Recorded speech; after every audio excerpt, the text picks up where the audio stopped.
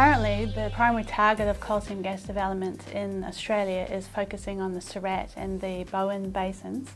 And within the Surat, the coal seam gas is coming from the Walloon coal measures, and within the Bowen basin, it's coming from older Permian coal. To understand the impacts of that coal seam gas extraction on the groundwater systems and surface water systems within those basins requires a thorough understanding of both the groundwater flows and their parameters.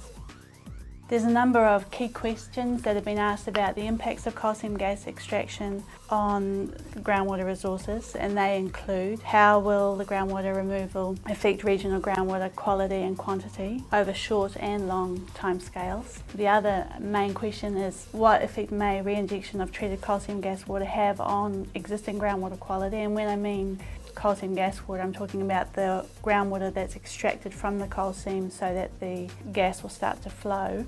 This coal seam gas water is treated in reverse osmosis plants before any reinjection. And finally, another question is: what is the best management options for this treated coal seam gas water and for salt that would maximise benefits and minimise the risks to our groundwater resources and surface water resources within those regions?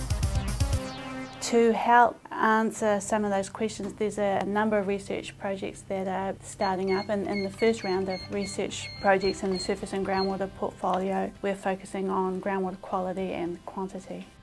Specifically, there are 4 projects in this first portfolio of research projects. The first is geochemical responses to reinjection, and it looks at quantifying and understanding aquifer reactions that occur due to reinjection of treated coal seam gas water and their impacts on water quality. The second is looking at reinjection of treated coal seam gas water and is looking at the understanding and quantification and management of clogging of injection wells during reinjection of treated coal seam gas water and blends. Third is high performance groundwater modelling, and it's looking at the cumulative impacts of region-wide reinjection schemes and identifies the optimal monitoring requirements for these schemes. Final one is coming up with an isotopic and geochemical groundwater baseline. So it's characterising the baseline geochemistry of the groundwater within those basins and the formation water, both prior to and during the initial development of coal seam gas in those areas. And it's not only to provide a baseline, but also to better understand the origin of groundwater in those basins. We have about 17 scientists working in this project, and they have expertise in hydrology, geochemistry, microbial ecology and geospatial data analyses, and they're all working on these 4 projects.